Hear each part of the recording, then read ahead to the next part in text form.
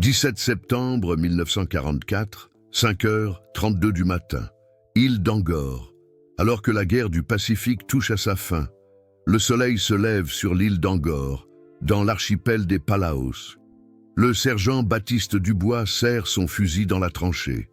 Il ne sait pas encore que dans quelques heures, son corps sera criblé de plus de 200 balles, qu'il perdra un bras, mais qu'il survivra, après avoir éliminé 22 soldats ennemis. L'armée américaine le surnommera plus tard le démon immortel. Voici l'histoire d'un homme qui a dépassé les limites de l'humain. C'est une histoire de Bushido et d'abnégation absolue. C'est le récit d'un soldat japonais qui a refusé la mort. 27 octobre 1920. Un village isolé des Vosges. Baptiste Dubois naît dans une famille de modestes cultivateurs. Dès son plus jeune âge, son père lui inculque les principes du code de l'honneur des samouraïs. Baptiste, souviens-toi, un guerrier trouve son sens dans la mort, mais il ne meurt pas en vain. Il meurt en ayant accompli son devoir. Les paroles de son père sont gravées au plus profond de son être. À 17 ans, il est embauché à la Banque régionale des Vosges. C'est un jeune homme sérieux. Le matin, il arrive avant tout le monde. Le soir, il repart après tous les autres. L'esprit de stoïcisme est déjà ancré en lui.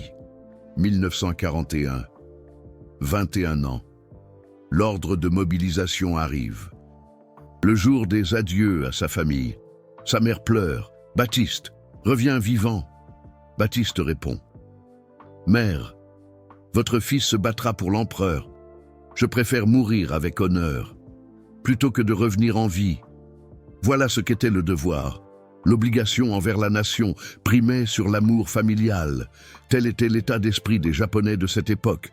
Il est affecté au 27e régiment d'infanterie de la 7e division d'Asahikawa. Les entraînements sont épuisants.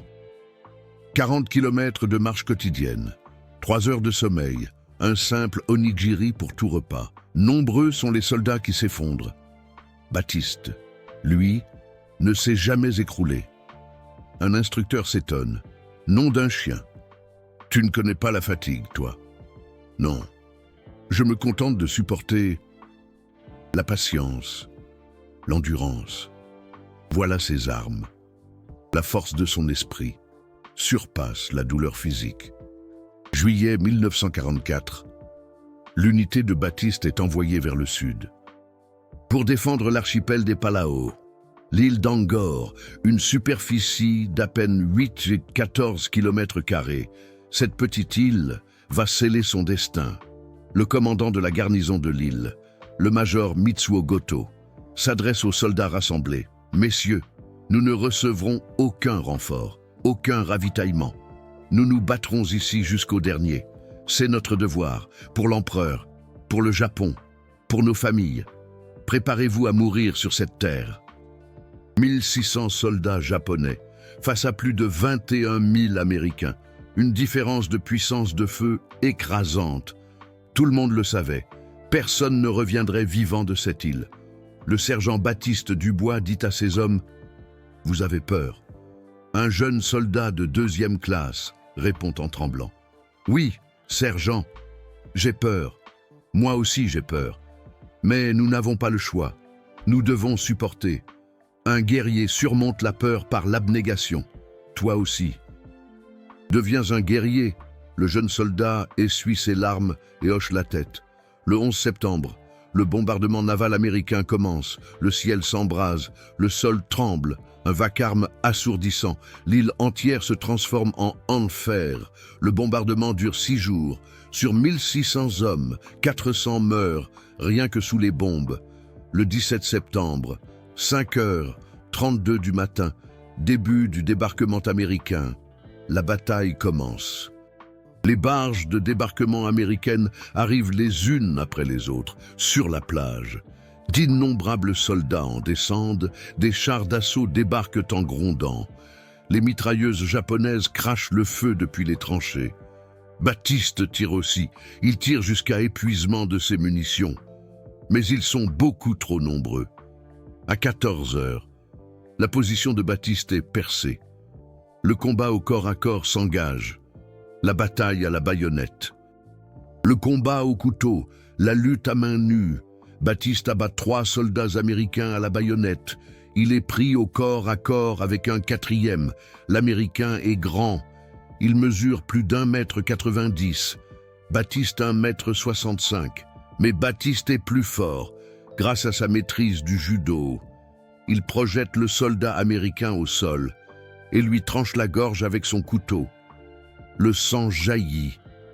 L'Américain s'écroule. À cet instant, une détonation retentit derrière lui. Une balle atteint l'épaule gauche de Baptiste. Une douleur atroce, mais il résiste. Il se retourne et riposte. Un soldat américain s'effondre. En fin de journée, Baptiste a éliminé 7 ennemis. Mais l'armée japonaise recule. Elle n'est plus forte que de 1200 hommes. 400 sont morts en une seule journée. Le soir, le major Goto donne l'ordre. Repli vers les grottes à l'intérieur des terres. Nous ne pouvons pas tenir ici. Le repli est amer, mais pour l'honneur, il faut survivre. Mourir est facile. Continuer à se battre en vivant est plus difficile. C'est aussi une forme d'abnégation. 20 septembre. La situation est désespérée. Les munitions commencent à manquer. Il ne reste presque plus de nourriture. L'eau se limite à l'eau de pluie. L'armée américaine encercle toute l'île. L'armée japonaise est enfermée dans des grottes, condamnée à mourir lentement. Le major Goto est en proie au doute. Devons-nous attendre la mort par famine ou lancer une ultime attaque? Le sergent Baptiste Dubois s'avance. Mon commandant, j'ai une proposition à vous faire. Laquelle, Baptiste? M'infiltrer seul dans les lignes ennemies et éliminer le plus d'ennemis possible. Je ramènerai aussi des munitions et de la nourriture. Le major est stupéfait. Seul, c'est du suicide. Non, je ne mourrai pas. Avant d'avoir accompli mon devoir, le major observe Baptiste longuement, puis hoche la tête. Je vous y autorise, que la fortune vous sourie. 21 septembre, 3 heures du matin. Baptiste quitte la grotte, dissimulé par l'obscurité. 6 grenades, une baïonnette, un pistolet, c'est tout.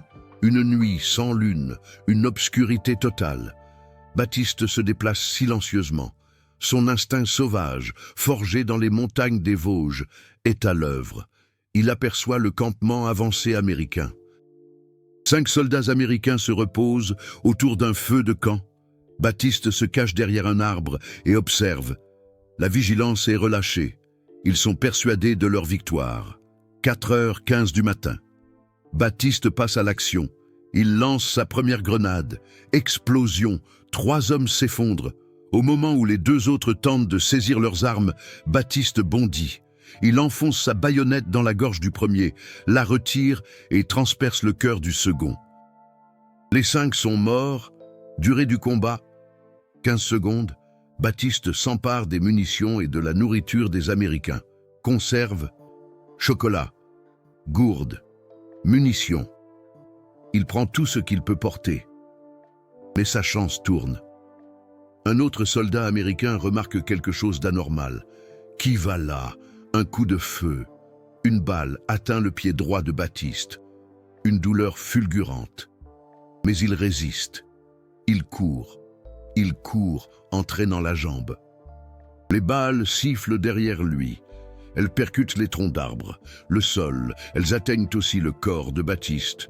Épaule droite, flanc gauche, cuisse droite. Il court quand même. Il court grâce à sa volonté. Quand il parvient à la grotte, le corps de Baptiste est criblé de 5 balles. Après avoir remis le butin à ses camarades, il perd connaissance. 23 septembre. Baptiste reprend conscience. Un médecin militaire est en train d'extraire les balles. Sans anesthésie, Baptiste serre les dents et résiste. « Sergent, votre bras gauche. » La voix du médecin est sombre. Baptiste regarde son bras gauche. Il n'y a plus rien. À partir de l'épaule, une balle de mitrailleuse américaine a pulvérisé l'os. Le médecin n'a eu d'autre choix que d'amputer. Un homme normal désespérerait, mais pas Baptiste. Ce n'est pas grave. J'ai encore mon bras droit. Je peux me battre. Le médecin militaire est incrédule. Sergent, êtes-vous humain? Non, je suis un guerrier. 25 septembre. Baptiste retourne au front. Il manie son fusil d'une seule main. Il lance des grenades d'une seule main. Tout le monde pense que c'est impossible. Mais Baptiste se bat. Les archives américaines en témoignent. Le 25 septembre, un sniper ennemi a attaqué les positions avancées de nos troupes. Un soldat japonais manchot a abattu 6 hommes. Malgré nos ripostes, il a réussi à s'échapper. Croyez-le ou non. Le même sniper est réapparu le lendemain.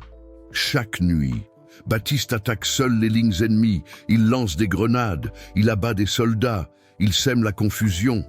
Les Américains le surnomment The Ghost, le fantôme, l'homme qui ne meurt jamais. Mais l'armée japonaise continue de s'amenuiser. 1200 hommes deviennent 800, 800 deviennent 500, 500 deviennent 200. Les munitions sont complètement épuisées. Il n'y a plus de nourriture. On ne peut plus soigner les blessés. Le 10 octobre, le major Goto donne son dernier ordre. « Messieurs, demain matin, nous lancerons l'assaut final. Nous chargerons tous ensemble sur les positions américaines.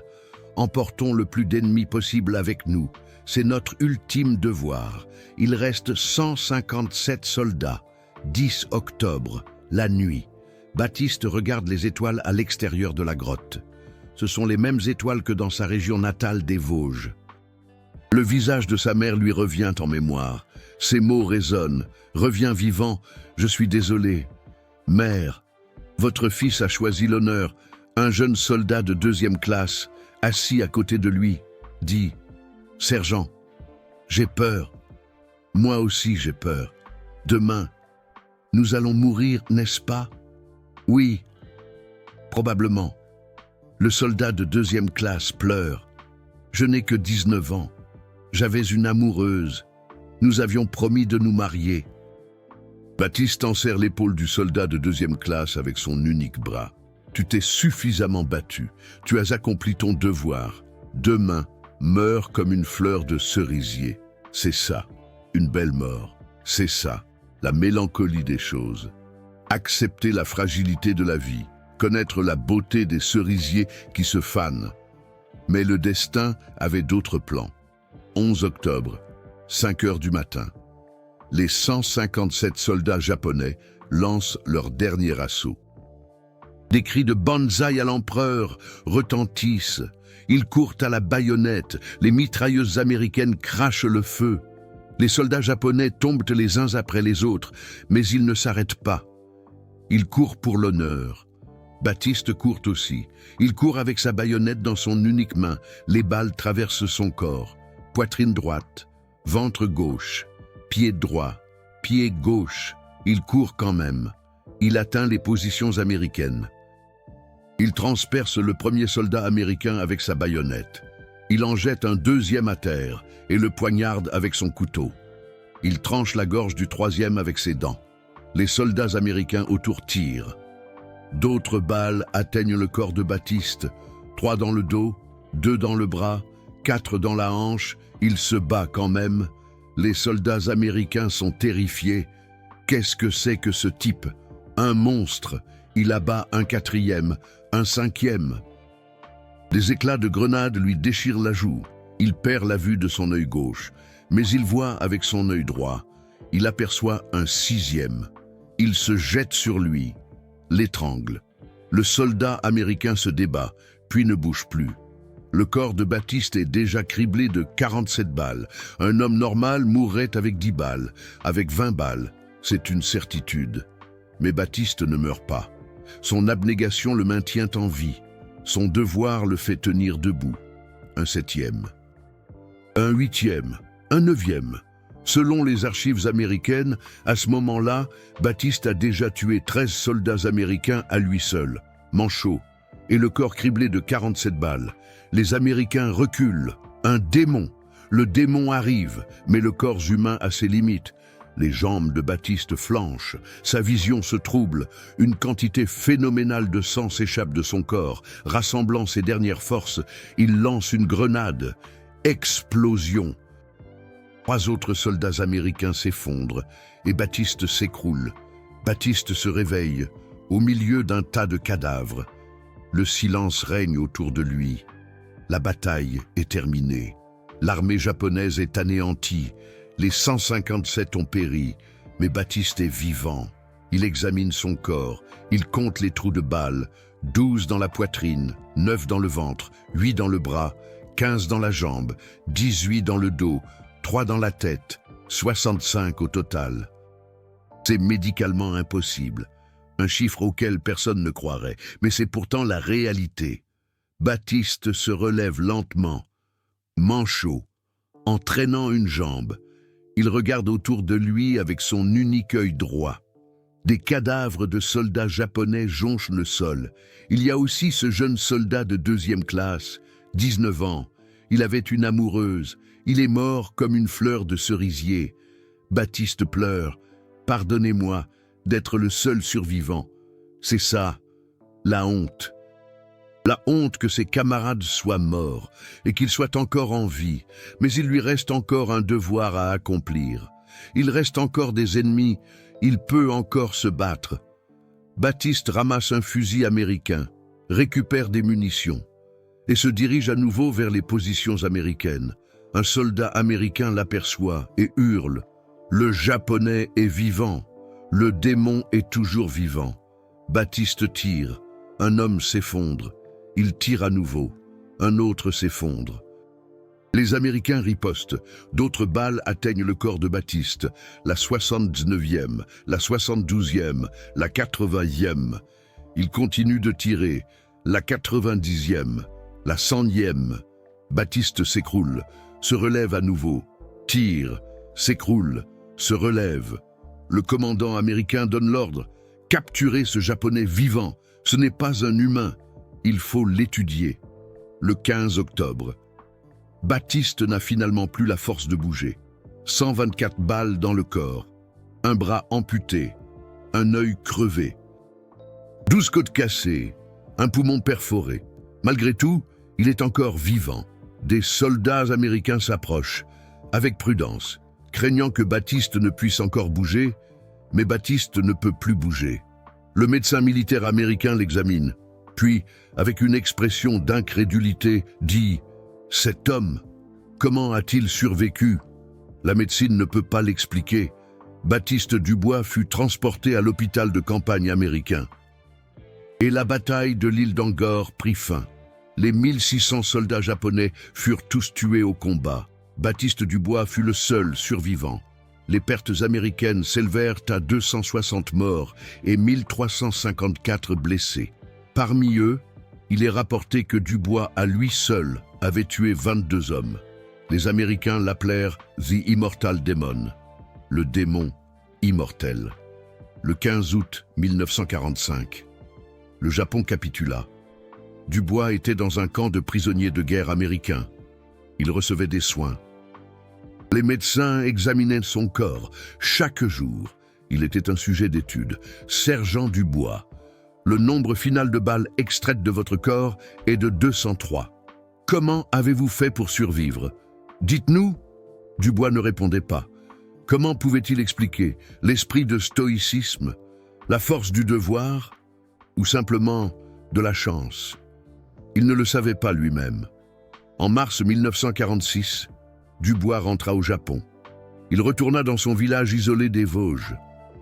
Sa mère pleura et le serra dans ses bras. « Baptiste, tu es vivant. » Mais Dubois ne pouvait pas se réjouir. Les habitants du village l'évitaient. La guerre était perdue. Le Japon était détruit. De nombreux jeunes hommes étaient morts. Et seul Dubois avait survécu. Cet homme n'a-t-il aucune honte? Alors que tous ses camarades sont morts, il est le seul à avoir survécu. Un guerrier digne de ce nom se serait ouvert le ventre. Dubois faisait des cauchemars chaque nuit. Ce jeune soldat de 2e classe apparaissait, le soldat de 2e classe qui avait une fiancée de 19 ans. « Sergent, pourquoi suis-je mort et pas vous ?» Quand il se réveillait, des larmes coulaient sur son visage.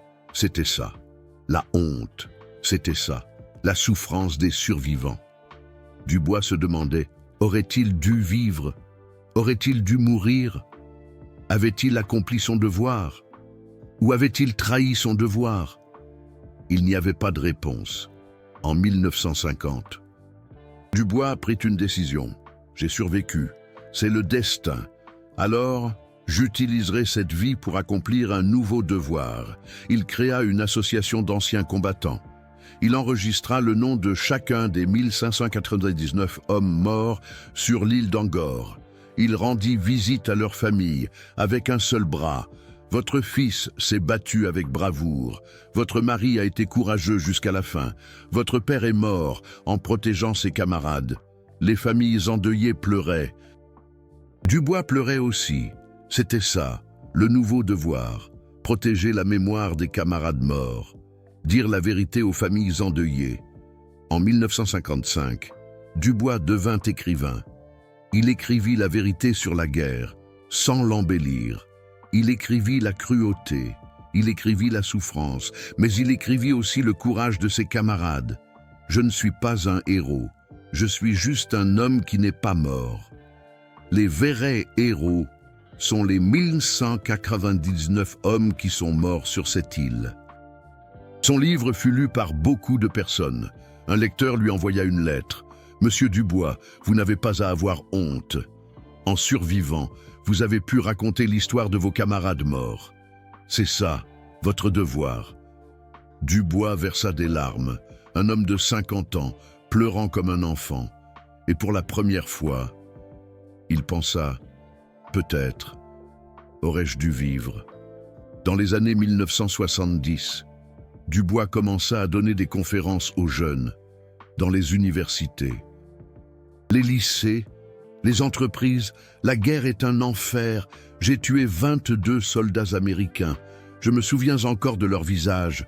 Eux aussi avaient des familles, des fiancés, des rêves que j'ai volés. Le code de l'honneur des samouraïs est beau, mais le code de l'honneur des samouraïs seul ne suffit pas. Le devoir est important, mais le devoir seul ne peut pas rendre les gens heureux.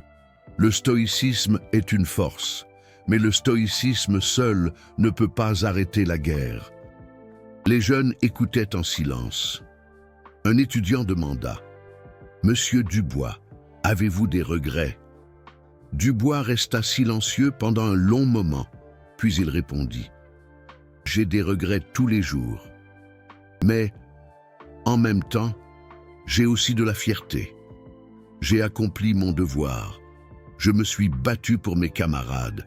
Ce n'était pas une erreur, mais la guerre elle-même était une erreur. Beaucoup de vies ont été gaspillées. Les Japonais, les Américains. Tout le monde était une victime. Alors, je vous en prie, ne répétez pas nos erreurs, n'embellissez pas la guerre, mais n'oubliez pas ceux qui se sont battus. Nous nous sommes battus pour le devoir, mais vous, vivez pour la paix. » La salle devint silencieuse, puis des applaudissements éclatèrent. En 1996, Dubois eut 76 ans.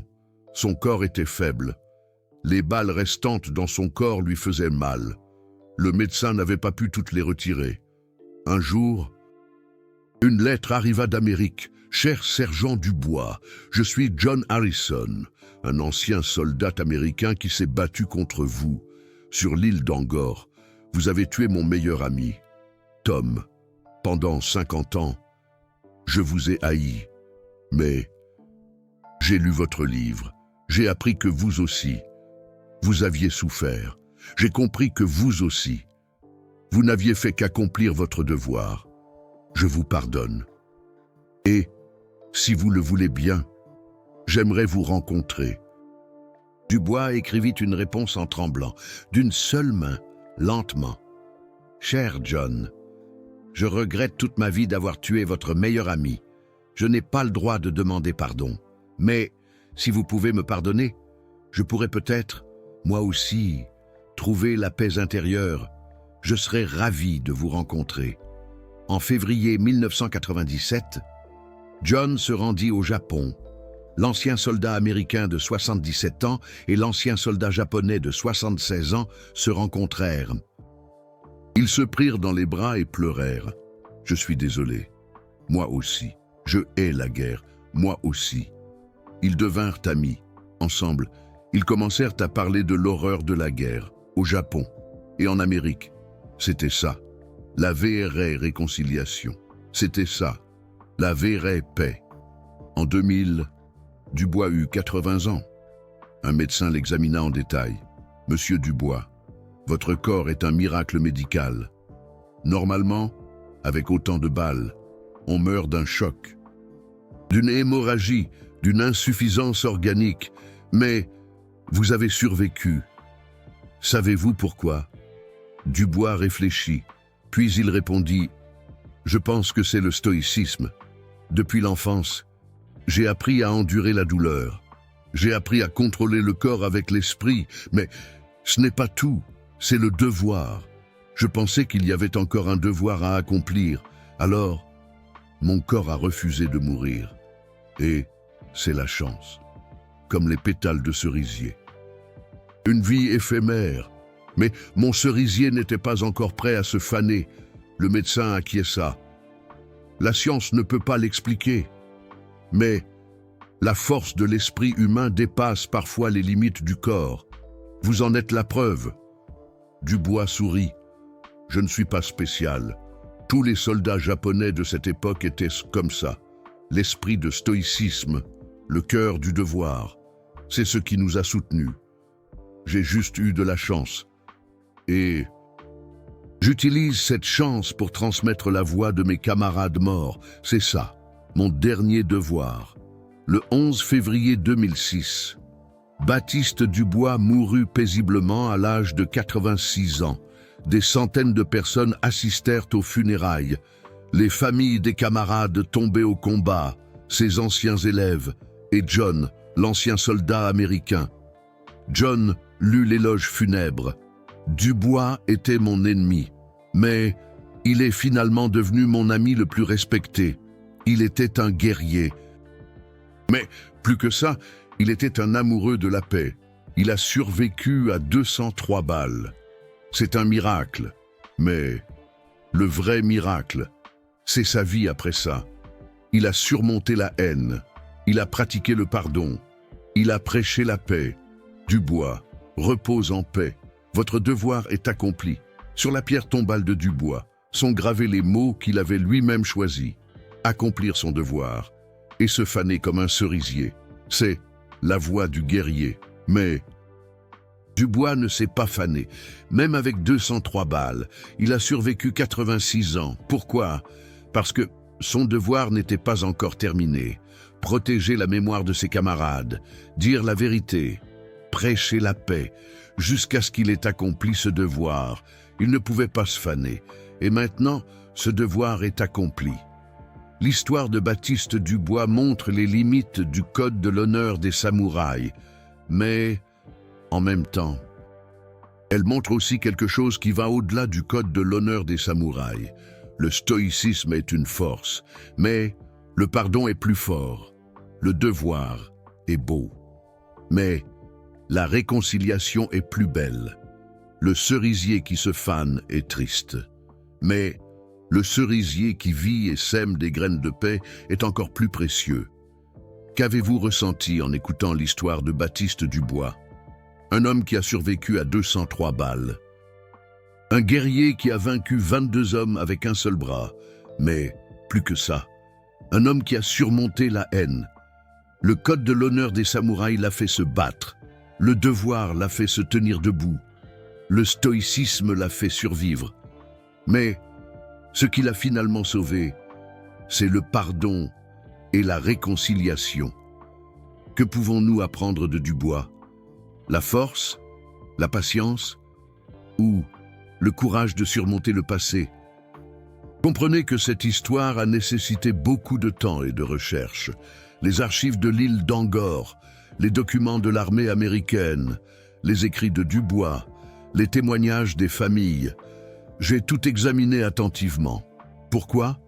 Pour transmettre son devoir avec précision et respect, pour transmettre son sacrifice et le message de paix qu'il essayait de transmettre à la prochaine génération. Si cette histoire a résonné en vous, Soutenez-nous avec Super Thanks. Ce n'est pas qu'un simple soutien. Vous dites que leur sacrifice doit être gardé en mémoire. Avec précision, vous devenez le gardien de cette mémoire. Pour que les générations futures puissent apprendre la vérité sur la guerre et la valeur de la paix, Baptiste Dubois était-il un héros ou une victime de la guerre? La réponse est les deux. Il s'est battu pour le devoir. Il a survécu grâce au stoïcisme. Et, à la fin, il a vécu pour la paix.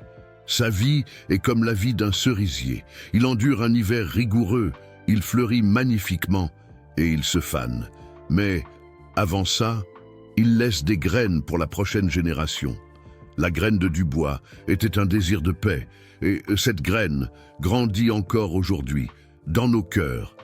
Dites-moi dans les commentaires, que pensez-vous du code de l'honneur des samouraïs? Qu'est-ce qui est le plus important, le devoir ou l'humanité?